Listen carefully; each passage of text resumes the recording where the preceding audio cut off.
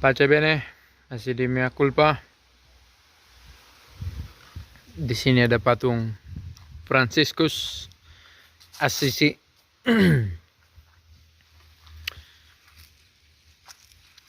Saya sedang ada di pekarangan, tapi bukan persis pekarangan, taman. Bagian dalam dari konven di Basilika. Kemarin saya sudah kasih tunjuk ini menaranya dengan campanelli lonceng di atas. Di sana juga ada patung Maria. Daun-daun folie berguguran harus disapu. Tapi kemarin baru selesai disapu. Selanjutnya akan disapu. Di sini ada gudang sepeda. Gudang mereka ini cukup rapi dengan peralatan yang teratur,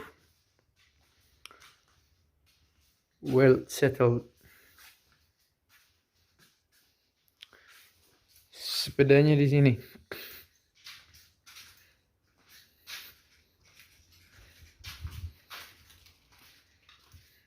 Sepeda tua nih. Tapi masih bagus, masih bisa dipakai. Beberapa kali saya pakai untuk pergi keluar. Untung saya tahu naik sepeda.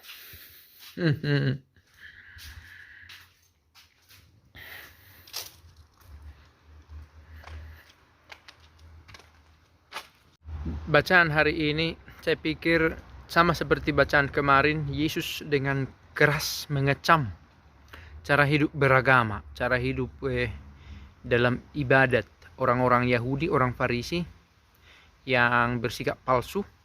Tetapi berlaku juga kalimat ini untuk kita.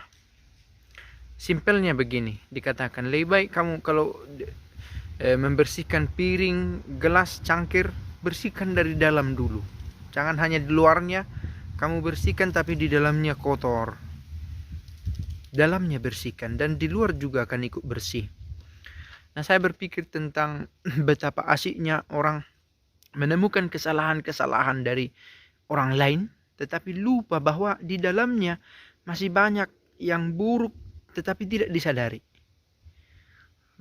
Di gereja pun berlangsung begitu. Kalau kita mau jujur, di komunitas kita, di stasi kita, di kampung, banyak juga yang ribut-ribut, yang cekcok, sesama pengurus,